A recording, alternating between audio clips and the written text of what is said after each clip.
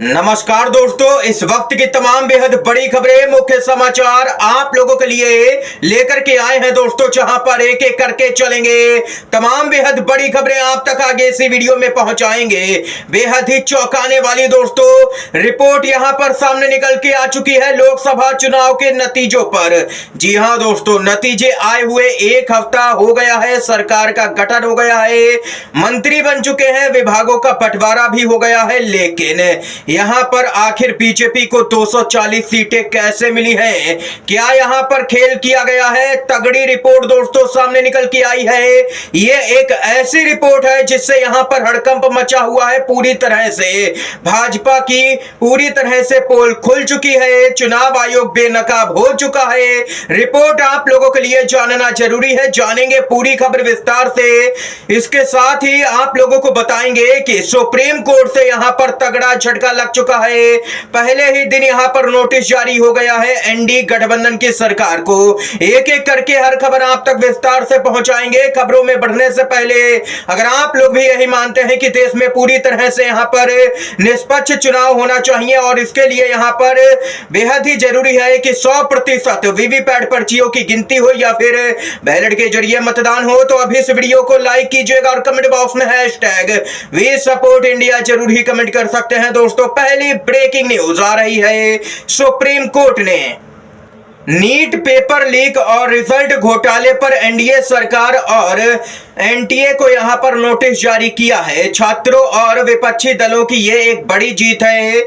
न्याय की जीत होनी ही चाहिए। सुप्रीम कोर्ट से न्याय मिलने की पूरी उम्मीद यहां पर लगाई जा रही है दोस्तों। ये खबर सामने निकल के आई है। कई लाख यहां पर जो विद्यार्थी हैं उनका जीवन दांव पे लगा है और यहां पर यह खबर सामने निकल के आई है। ये मोदी सरकार यहां पर देख सकते हैं कि एक एग्जाम भी सही तरीके से नहीं करवा पा रही है। आप लोगों की क्या कुछ राय है खबर को लेकर के कमेंट बॉक्स में बताइएगा। इसके साथ ही बड़ी जानकारी आ रही है रिपोर्ट के माध्यम से, बड़ा खुलासा। जी हां दोस्तों, क्वाइंट ने ये यहां पर रिपोर्ट जारी की है। चुनाव आयोग ने 362 सीट पर 5.54 लाख वोट खारिज किए। 176 सीटों पर मिलाकर के 35,000 अतिरिक्त वोट थे। आखिर डाले गए वोटों और गिने गए वोटों में अंतर के पीछे की वजह यहां पर क्या रही है? कई तरह के सवाल हैं, बताते चले। द पॉइंट का यहां पर बड़ा खुलासा सामने निकल के आया है कि चुनाव आयोग और मोदी ने पूरे देश में किया है वोटों का बेहद ही तगड़ा गड़बड़ झाला। 542 में से 538 सीटों पर मिली हैं गड़बड़ियां। ईवीएम में पड़े वोटों और टर्नआउट डेटा में भी भारी अंतर देखने को मिल रहा है। देश की 362 लोकसभा सीटों पर 5,54,598 वोट यहां पर रद्द यानी कि खारिज कर दिए गए। ये आखिर कैसे हो सकता है? क्योंकि सबको पता है कि ईवीएम में पड़े हुए वोट यहां पर खारिज होते ही नहीं है किसी भी कीमत पर। अब यहां पर सवाल उठ रहा है, क्या ये मामला यहां पर सुप्रीम कोर्ट जाएगा? सोशल मीडिया पर मांग उठने लगी है कि सीजीआई डीवाई चंद्रचूड़ साहब भी अब इस मामले में कुछ यहां पर न्याय करें। और इतना ही नहीं दोस्तों, आप लोगों को बताते चले, ये तो यहां पर द पॉइंट की रिपोर्ट थी। द वायर ने भी यहां पर कुछ ऐसे ही रिपोर्ट यहां पर छापी है। उसमें कहा गया है कि 140 से भी ज्यादा लोकसभा सीट पर यहां पर ईवीएम में वोट ज्यादा गिने गए हैं, जबकि उतने तो वोट पड़े ही नहीं हैं। ये आखिर पूरा खेल चल क्या रहा है? ये यहाँ पर कई तरह के सवाल द वायर ने भी खड़े किए हैं दोस्तों। इतना ही नहीं, समाजवादी पार्टी के नेता आईपी सिंह ने कहा कि चुनाव आयोग ने यहाँ पर विपक्ष की शिकायतों पर कोई भी ठोस कार्रवाई नहीं की। अकेले यूपी में 11 लोकसभा सीटें जबरिया डीएम के द्वारा छीनी गई। जब तक ईवीएम रहेगी बीजेपी को जनता चुनाव हरा नहीं सकती है। आखिर क्या कारण है कि इतने कम अंतर से भाजपा ही चुनाव आखिर क्यों जीतती है? उन्होंने यहां पर कुछ आंकड़े भी पेश किए हैं दोस्तों। बहुत से लोग होते हैं जो कहेंगे कि हजारों या लाखों के वोट से क्या ही अंतर पड़ेगा। उनकी जानकारी के लिए बताते चले, यहां पर 200 के अंतर से यहां पर 7 सीटें जीती गई हैं। 500 के अंतर से 23 सीटें जीती गई हैं। 1000 वोटों के अंतर से 49 सीटें जीती गई हैं। और इतना ही नहीं, 2000 के वोटों के अंतर से 86 सीटें जीती गई हैं। ये यहां पर दोस्तों होता है कुछ ही हजार के वोटों में किस तरीके की हेरफेर यहां पर हो जाती है सीटों में। और दोस्तों यहाँ पर ये कोई विपक्षी सांसद नहीं जीते हैं, यहाँ पर विपक्षी उम्मीदवार नहीं जीते हैं, ये सभी बीजेपी के उम्मीदवार जीते हैं इतने वोटों के अंतर से।